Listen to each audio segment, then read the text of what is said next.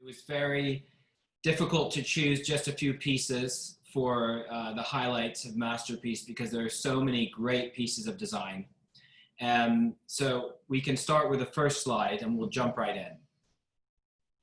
This is an interior that Jean-Michel Franc did for Nelson and Happy Rockefeller in 1939. And I think it's a great image to start with to set the tone for today. There are not pieces from this interior in Masterpiece this year. However, Jean-Michel Franc does feature in two works in the fair. I wanted to talk about his work because at the time he was completely revolutionary. He took the idea of French furniture and reinvented it in a much more pared down way than 18th century French furniture. And also he made it very much about the materiality of the work. So you have a coffee table in the foreground in this green shagreen and one of his favorite materials. And then he worked with artists and artisans at the time, such as Giacometti, Alberto and Diego. And the console on the right is a gilded plaster console as well. And you have a Picasso on the left, a Matisse in front of you, and it's a whole universe. And we talk a lot in Masterpiece about the importance of provenance. And it's really exciting in the fair when you find also pieces that come from great collections. Next slide, please. So these chairs are from Jean-Michel Franc, and they haven't been on the market in quite some time. They're from a private collection. At first glance, you might say, oh, these are very minimal chairs. What makes these special? But I think that the proportion of his work is what makes it very exciting. He would talk about creating works to the millimeter, not the centimeter, to the most exact way possible. And it was very much a lot of site-specific commissions for the houses. You know, this is way before we have the idea of creating limited edition collectible objects. This was where they would create the object for the house in mind, and only so many were made. Also, what's interesting about Jean-Michel Franc is that he did have a boutique in Paris for several years before he moved to New York, and people would go into that boutique and they would also choose pieces that had been made. Next slide, please. I wanted to show this image because it's a really interesting auction result. These chairs are not a Masterpiece, but they might be one day. So you have this pair that was sold for 745,000 euros, and that was in 2014. Another pair came up 5 years later and sold for 1.5 million. What's interesting about these chairs is that there are only these 4 chairs of this design that have been agreed by the committee of Jean-Michel Franc as actual chairs by him. So they're extremely rare. So if they ever came up again, there'd be a lot of people who would want to try to get them. Next slide, please. I love these chairs. I think they're absolutely beautiful. They're from Pierre Charot. And the reason that I think they're so interesting is also because the design itself is super historic. The first chair like this, I'm going to show you the next slide. Next slide, please. Here you can see the chair, which now resides in the Musée des Arts Décoratifs in Paris. And at the time, though, when it was first made, it was in 1925. And it was an Exposition Internationale des Arts Décoratifs et Industriels Modernes. There's a little French for you. Have some fun today. But he made it as the idea of a library for an ambassador. So that was the concept, a library for an ambassador. And in the 1925 exhibition, the term Art Deco really was born. So there's a fact for you. That's where it sort of became the word. Now, the design itself, i.e. Art Deco design, had already happened and started. Next slide, please.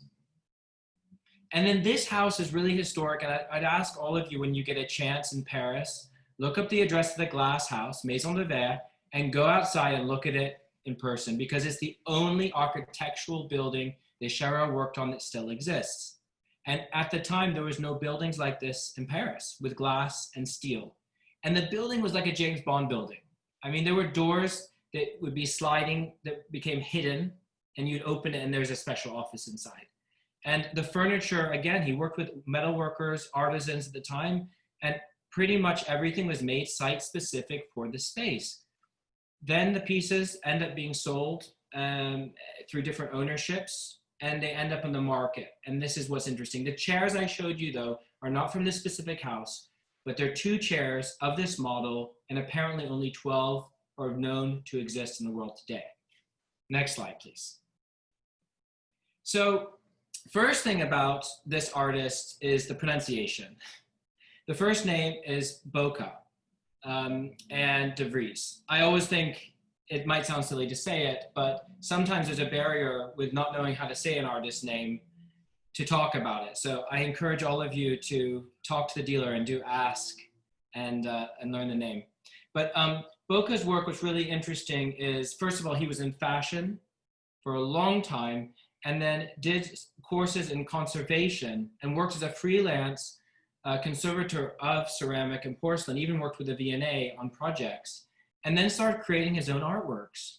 I think it's really interesting with design to look at how people get to the point of expertise in the craft part of it. But then from the craft, we call them artists, because what happens is, it's not just they've learned a skill they can pass on to someone else, they bring their own personal biography into it. And what he's done is, instead of the Japanese kintsugi, which many of you are aware of with the gold, which puts back pieces of porcelain that are broken, what he's interested in, which makes it interesting, is the space in between. So actually, when you look at this piece, I would say squint your eyes and see the space in between and look at that as an image. And that's what he's doing. That's what is exciting about this work. And if you go to the next slide, you can see one of them went to Christie's recently, and it did quite well. Auction.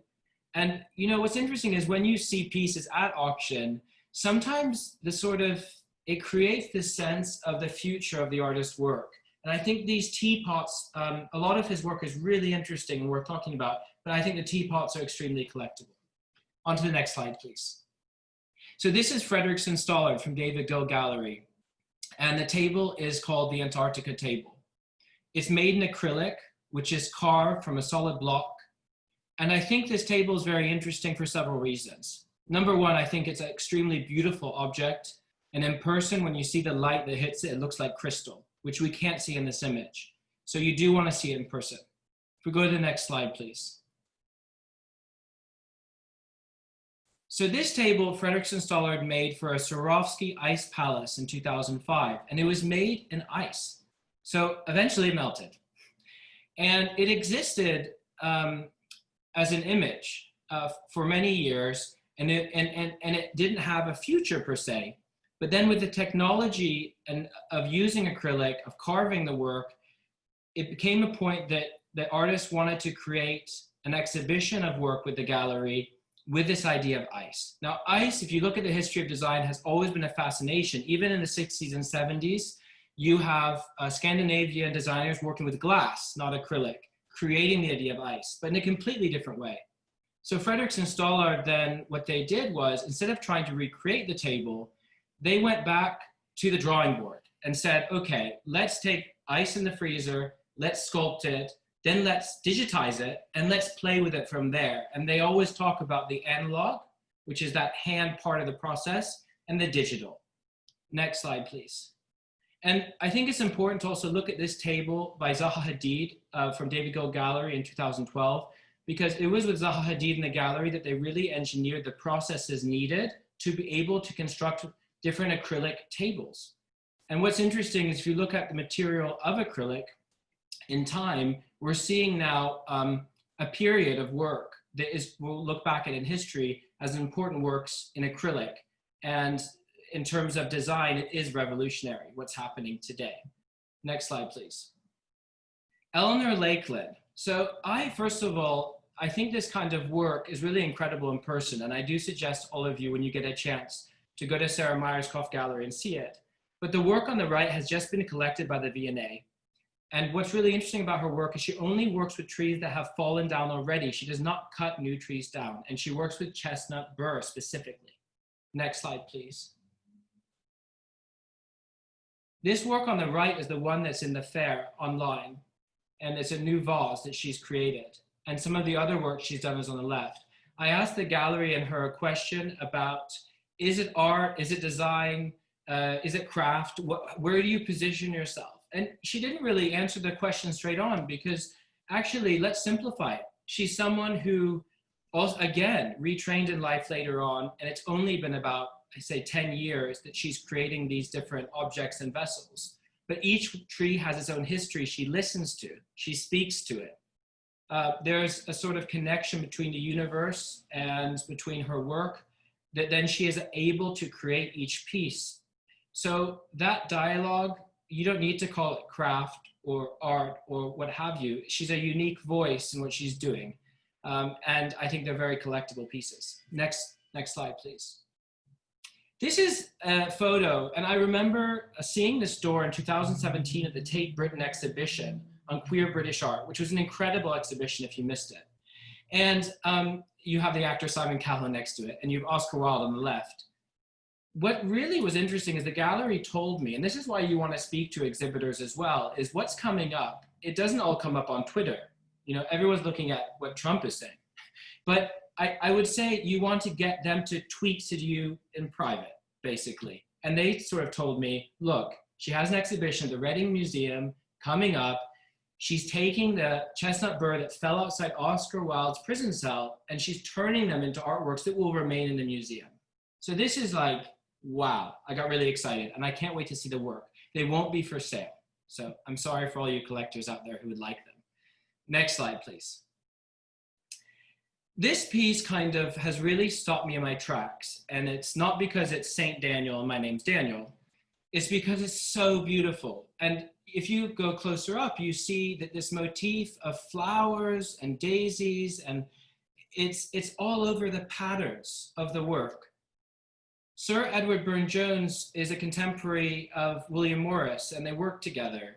And they're part of the pre-Raphaelite movement. They were very much inspired by Dante Gabriel Rossetti. And I think for us also in this country, we should be very proud of the work that they created. He was really considered someone who brought back stained glass windows in a new way at the time. This work is from Oscar Graf Gallery, and it was actually designed before he passed, and it was actually finished after he passed away. And I think it's an extremely collectible work, and I can see it in both a contemporary interior or a rustic interior, and I would probably light it from behind. I just love the idea of coming home at night and you have this amazing work of art in front of you lit from behind from history. Next, please. So I wanted to show this Kehinde Wiley, which is also extremely beautiful, not in masterpiece, but important to see how contemporary artists today are very much inspired by what Edward Burne-Jones was doing. And Kehinde Wiley is very much inspired by his work. And if you look at his other stained glass windows he's doing today, you will see a lot of the decorative elements as well of William Morris, of Edward Burne-Jones. And I would also love to see in a collection, if we talk about collecting, it would be amazing to see both this work and the Edward Burne-Jones work in the same collection.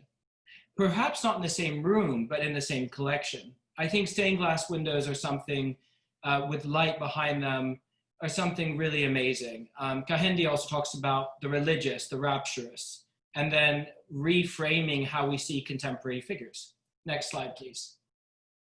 I wanted to end my little talk, which has been like a whirlwind, and of jumping through so many amazing objects and pieces, which I hope gives you the flavor for masterpiece. With this piece, which is not in the fair, but it's so beautiful, and amongst this time we're in, the idea of love among the ruins with these thorns and then the carvings on the architecture and the way she's holding him, that romanticism, I just felt like I wanted to feel that today and pass that to everyone listening. And also, I wanted to connect the idea of art and design, which sometimes I think we don't always understand that connection, or it's talked about too much. But I think that this is a beautiful work of art. It was sold and made 14.8 million many years ago. But I thought it was a really beautiful piece. And I want to thank you all for listening in. And now we have time for a few questions. Thank you so much, Daniel. So we've got two questions. The first one is, if you could pick one of your highlights to take home, which would it be? Of the ones I've shown here today, I would take home the Edward Burne-Jones. Why? Because I have a place I would put it. Okay, amazing. And the second question is, what piece of design would you suggest starting with if you're thinking about redoing an interior? I think when you redo an interior, I do like the idea of, first of all, starting with one piece, one in, one out, and then you step by step, you redo it. If you do it all at once, sometimes you might need help of someone else, an interior designer or an advisor to help you frame it. But if you do one by one, I would always start with a great armchair, always. The armchair is the most important piece for me of design in terms of furniture, because it's the most human piece. You have to fit the body to it. You sit in it. In ancient times, when you look at armchairs that have lion heads and birds and animals, the idea was when you sit in the chair, you take the power of the animal in you. So my feeling is, even an Art Deco chair, when you're sitting in a great chair by Cherot, you're taking the power of the Art Deco in you and that period. So yeah, definitely look at a great armchair. And a lot of armchairs also are undervalued, believe it or not. There's a lot of great chairs out there. And there's a lot that are very expensive as well. Okay, this is a fun one. Do you think there are any rules for mixing old and new? Yes, it has to look good. I think this whole idea of mixing, so I'm totally about mixing, but I think when it comes to furniture, my suggestion is twofold. One, if you look at great interiors in history, it tends to be there are several furniture designers working together, or i.e. sculptor who's doing the lamps with a furniture designer, and that creates a cohesiveness. So you're doing site-specific pieces.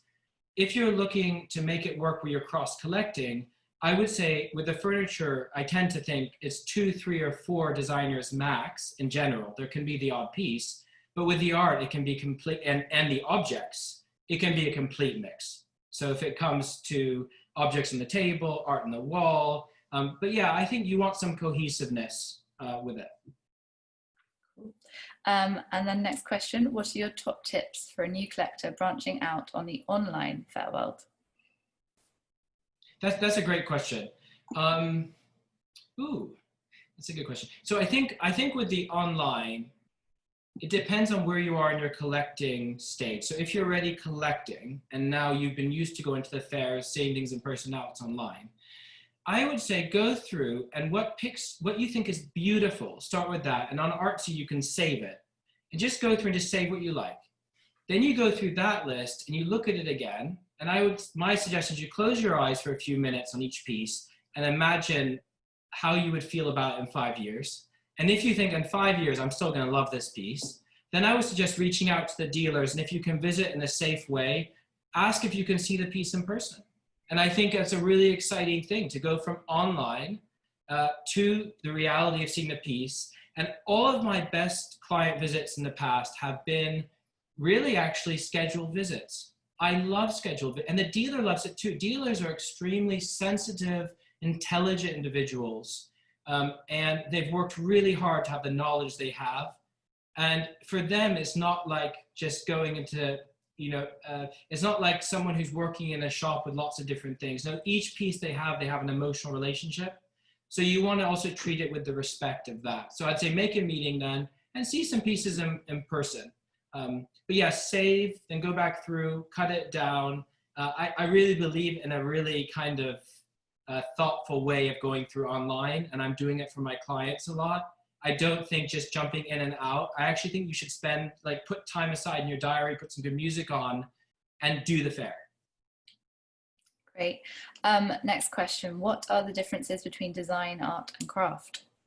So I was watching a Grayson Perry interview just yesterday because we're looking at some pieces, and he was talking about, and I hope I don't say it wrong, but he was talking about, with craft, it's a skill that you pass on to someone else. With art, it's the artist who's bringing something that you can never reproduce completely once they're gone.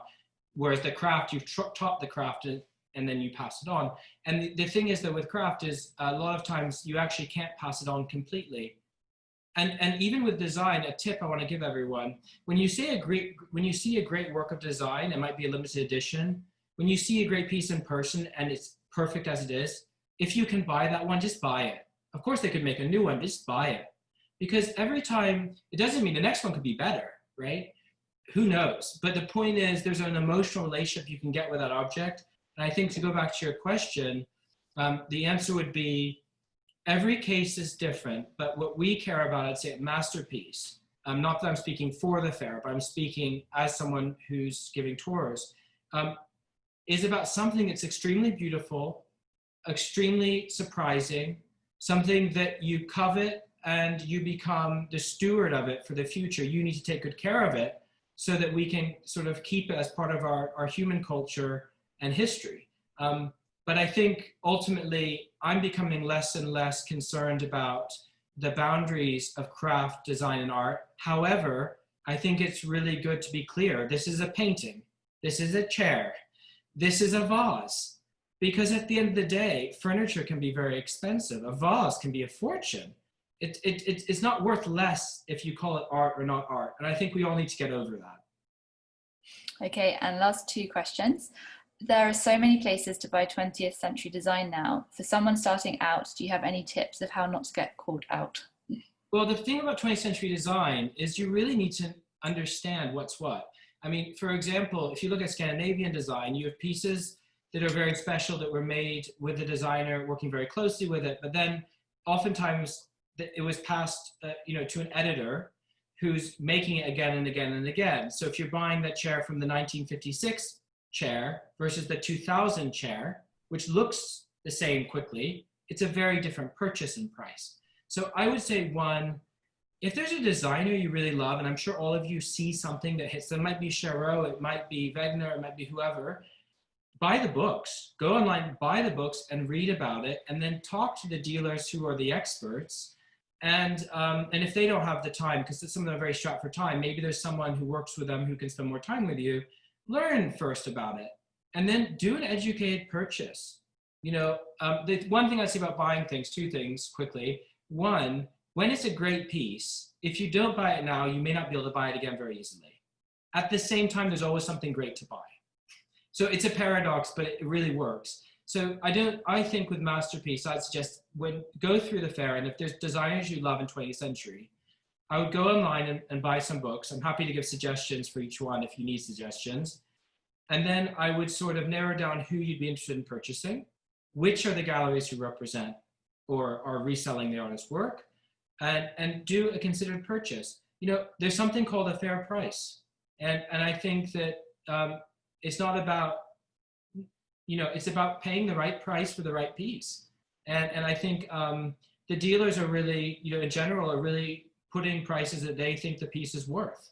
And I think we've seen that. We've seen people buying from Masterpiece Royer sofas at 400,000 and now are 800,000 and above. Things have jumped. So it's good to see. Thank you very much. That's all for our questions. Thank you so much, everyone. Have a good day.